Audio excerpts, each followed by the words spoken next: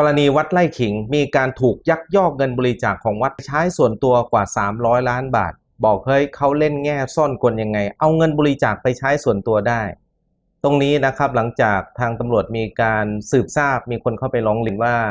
ทางเจ้าอาวาสวัดไร่ขิงนะหรือพระธรรมวชิรานุวัตรอดีตเจ้าอาวาสตอนนี้สึกแล้ว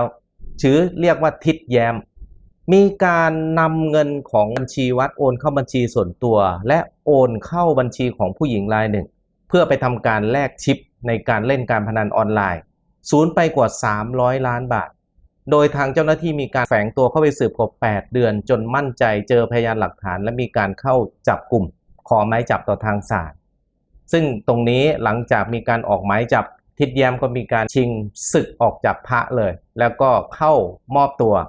นะเพื่อต่อสู้คดีซึ่งตรงนี้เขาก็ยังต่อสู้อยู่นะว่าเป็นเงินส่วนตัวไม่ใช่เงินของทางวัดเป็นการโอนจากบัญชีอื่นซึ่งตรงนี้ก็ต้องรอพิสูจน์อีกทีหนึ่งแต่ปัญหาอยู่ที่ว่าบอกเฮ้ยเงินบริจาคของวัดซึ่งอยู่ภายใต้พรบคณะสงฆ์และกฎกระทรวงว่าด้วยการบริหารจัดการทรัพย์ของวัดเนี่ยทำไมเขายังสามารถออกไปใช้ได้นะอีกหลายๆวัดบอกว่ามันจะทำเหมือนกันไหมตรงนี้น่าห่วงนะครับถ้าจะมามองเรื่องนี้ให้ดีในส่วนของพรบคณะสงฆ์ก็มีการกำหนดอยู่นะ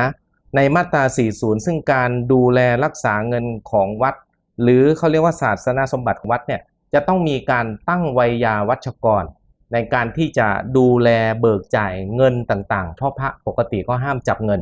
จะมีไวยาวัชกรในการไปดำเนินการนะทั้งเรื่องการฝากเรื่องการถอนนะตรงนี้โดยปกติทางเจ้าอาวาสเขาจะต้องมีการทำหนังสือมอบอำนาจแต่งตั้งให้ไวยาวัชกรเป็นผู้ดูแลซึ่งไวยาวัชกรและเจ้าอาวาสก็ถือว่าเป็นเจ้าพนักงานตามกฎหมายอาญาตามพรบคณะสงฆ์มาตรา 45เป็นเจ้าพนักงานตามกฎหมายอาญาเลยซึ่งถ้ากรณีมีการยักยอกเงินมีการนำเงินไปใช้ส่วนตัวจะถือว่าเป็นเจ้าพนักงานยักยอกทันทีและในส่วนของการบริหารจัดการเงินปกตินะฮะไวยาวัชกรจะต้องมีการทำบัญชีรับจ่ายและทุกสิ้นปีจะต้องมีการสรุปเงินเข้าเงินออกทั้งหมดให้แก่ทางเจ้าอาวาสหรือคณะกรรมการตรวจสอบในตรงนี้น่าคิดนะครับว่าเงินของวัดไร่ขิงมหาศาลเนี่ย300 กว่าล้านมันออกจากบัญชีไปได้ยังไงทั้งที่มีทั้งพรบคณะสงฆ์กฎกระทรวงในการที่ควบคุมดูแล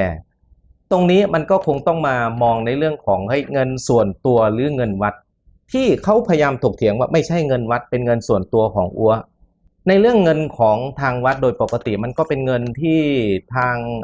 ญาติโยมเขามีการบริจาคเข้าวัดซึ่งเป็นเงินส่วนกลางไม่ว่าจะเป็นเงินถวายสร้างวัดสร้างโบสถ์หล่อพระประธานซ่อมแซมวัดค่าน้ำค่าไฟหรือเป็นกฐินอะไรต่างๆเหล่านี้เขาจะเรียกว่าเป็นเงินส่วนกลางซึ่งถือเป็นเงินบริจาคของทางวัดเป็นศาสนสมบัติของวัดแต่เงินส่วนตัวล่ะเงินส่วนตัวของพระก็มีอย่างเช่นว่าเป็นเงินที่มีมาก่อนที่จะออกอุปสมบทเป็นเงินที่ญาติโยมเขาให้ด้วยความเสน่หาส่วนตัวหรือเป็นเงินที่มีการมอบให้จากการที่ออกไปปฏิบัติกิจนิมนต์เหล่านี้ก็จะถือเป็นเงินส่วนตัวที่คุณจะไปใช้อะไรก็ได้แต่สำหรับเงินส่วนกลางหรือศาสนสมบัติของวัดนะฮะต้องอยู่ภายใต้กฎกระทรวงว่าด้วยการจัดการศาสนสมบัติของวัดซึ่งมีการประกาศล่าสุด17 มิถุนายน 2564ในสมัยพลเอกประยุทธ์จันทร์โอชากำหนดในเรื่องของการดูแลรักษาเงินค่อนข้างชัดเจนนะโดยปกติการรับเงินก็จะต้องมีการออกใบเสร็จการรับบริจาคเพื่อการกุศลจะต้องมีการออกอนุโมทนาบัตรและการที่มีเงินเก็บในบัญชีโดยปกติเกิน 100,000 บาทจะต้องมีการนำฝากธนาคารซึ่งเป็นชื่อวัดตรงนี้เป็นระเบียบที่ออกมาเลยนะว่าคุณจะต้องปฏิบัติตามกฎตรงนี้แต่ทีนี้ปัญหาของทางวัดไร่ขิงบอก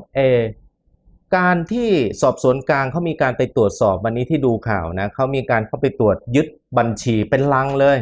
นะฮะแสดงว่าในการบริหารจัดการของวัดไร่ขิงมันจะต้องแยกบัญชีเงินบริจาคตู้หน้าโบสถ์ตู้หลังวัดเงินสร้างกระเบื้องอีก1 บัญชีเงินถวายสร้างอุโบสถ1 บัญชีเงินหล่อพระประธานเงินเก็บค่าเช่าที่เงินขายจากการเก็บค่าเช่าตลาดอะไรเหล่านี้มันจะต้องมีการแยกบัญชี ซึ่งบัญชีตรงนี้นะฮะต้องดูว่าถ้าเกิน 100,000 บาทโดยปกติรวมไม่ใช่แยกนะฮะถ้าตามกฎกระทรวงคือรวมเกิน 100,000 บาทจะต้องมีการนำเข้าฝากบัญชีธนาคารส่วนกลางที่ธนาคารชื่อวัดแต่ทีนี้ถ้ามองในแง่ของวัดไร่ขิงอาจจะมีการบริหารจัดการนะว่าบัญชีนี้บัญชีนั้นบัญชีนั้นซึ่งชื่อเจ้าของบัญชีเราต้องมาดูด้วยว่าเป็นคณะกรรมการของวัดไหมหรือเป็นบัญชีส่วนตัวหรือเป็นเงินที่ญาติโยมเขาถวายบริจาคจริงแต่ถ้ามีเงินบริจาคเพื่อการกุศลเพื่อทางวัดค่าน้ำค่าไฟเพื่อส่วนกลางเป็นเงินบริจาคเพื่อทำบุญส่วนกลางให้แก่ทางวัดแต่ฝากเข้าบัญชีของญาติโยมหรือคล้ายๆบัญชีม้านั่นแหละถ้าเกิดไปฝากชื่อบัญชีญาติโยมแล้วคุณดันทะลึ่งไปโอนให้เจ้าอาวาสแล้วเจ้าอาวาสนำไปใช้ตรงนี้ผิดร่วมกันเลยนะครับมันจะต้องโดนแจ้งข้อหาตามมาเลย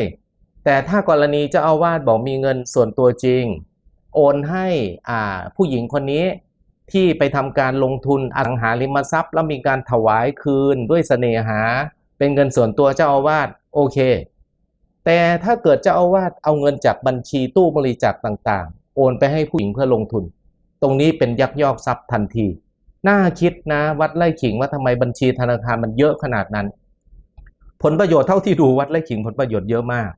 นะฮะตรงนี้ต้องมาดูรายชื่อบัญชีต่างๆว่าใครถือบัญชีตู้บริจาคต่างๆที่รับเงินเพื่อการกุศลแก่ทางวัด